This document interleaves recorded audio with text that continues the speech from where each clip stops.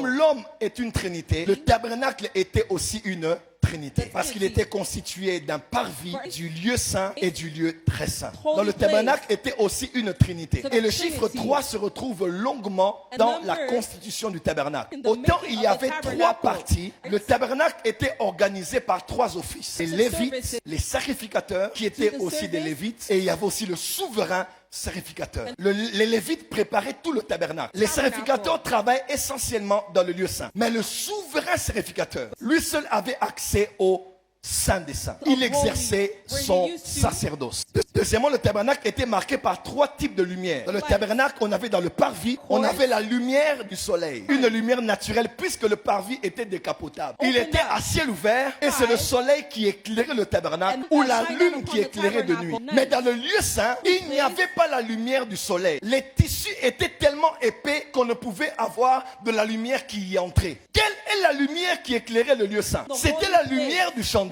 qui se tenait en face de la table des propositions sur lesquelles on avait placé 12 pains. Mais dans le lieu très saint, il n'y avait pas la lumière du soleil, ni la lumière du chandelier, mais il y avait la lumière de la Shekinah. Dis avec moi, en ce lieu, je vois la Shekinah en ce lieu. Dans le tabernacle, il y avait les reins, dans la cuve des reins au parvis, et il y avait de l'argent, et il y avait de l'or. Mais il y avait aussi 3 types de liquides dans le tabernacle. Il y avait l'eau, il y avait le sang, et il y avait de l'huile. Dans le tabernacle, il y avait 3 types de tissus. Il y avait le lin, il y avait la laine, et il y avait la pourpre. On adorait Dieu dans le tabernacle 3 fois l'an. Pour la fête de la Pâque, la fête de la Pentecôte et la fête des tabernacles. Quelqu'un peut dire avec moi, le tabernacle était une trinité. Alors écoutez-moi très bien. De la même manière que le tabernacle avait le parvis, lieu saint et lieu très saint, de la même manière que l'homme est esprit, âme et corps. Ainsi, je me permets de faire une déduction. Si le tabernacle était de 3 parties et que 3 parties peuvent être pris comme un 3 sur 3, ça veut dire un tiers, un tiers, un tiers, qui font à la fin 3 tiers. Alors lorsqu'on calcule le parvis, lieu saint et lieu très saint, et qu'on réalise qu'il y avait 2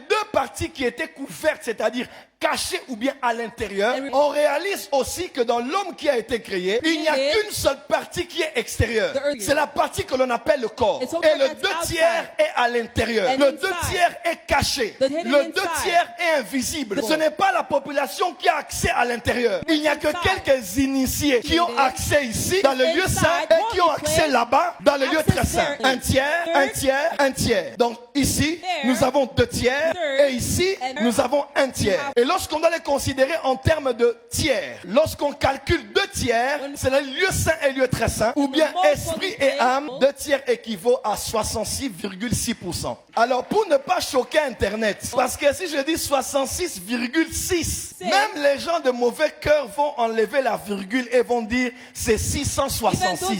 Mais 2 tiers équivaut à 66,67%. Alors je retire le virgule et le 67. L'âme et l'esprit, cette partie invisible qui constitue le 2 tiers de l'être humain, 66% esprit, a créé plus de parties invisibles en toi que de parties visibles. Ce n'est pas 50%. Le pourcentage du côté immatériel, le pourcentage du côté invisible, le pourcentage du côté caché, le pourcentage du côté intangible est un plus grand pourcentage que la partie tangible. Question, pourquoi Dieu en a fait ainsi? Et pourquoi aujourd'hui les chrétiens sont plus conscients, sont plus présents, sont plus actifs dans leur corps? 100% mais 66, c'est égal à combien? 44? Pourquoi les chrétiens ne vivent que du 34% et ne réalisent pas que 66% c'est dans le monde de ce qui est caché, c'est dans le monde de ce qui est invisible. Comprendre et dominer le monde des esprits ne peuvent comprendre le monde des esprits. Le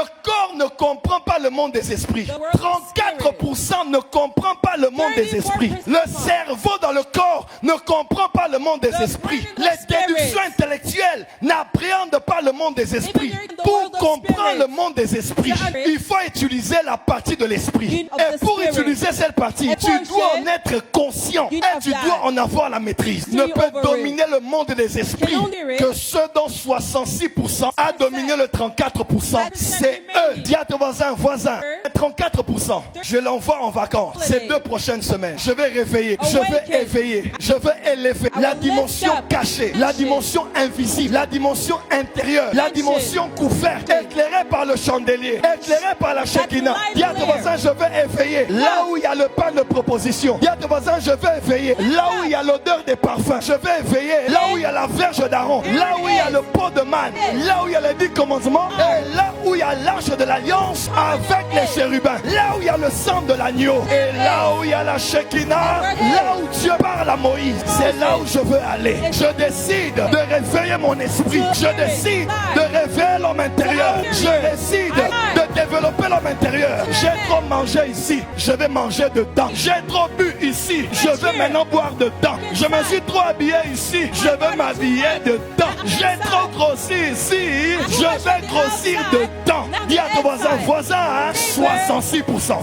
Dis à ton voisin, je ne mesure pas la taille que tu vois. Et je ne pèse pas le poids que tu vois. Dis à ton voisin, tu n'as vu que 4%. Ton voisin, la taille de mon corps est à 34%. Mais la taille de mon esprit, de mon être intérieur, c'est 66%. Est-ce que tu connais mon poids dans le monde des esprits?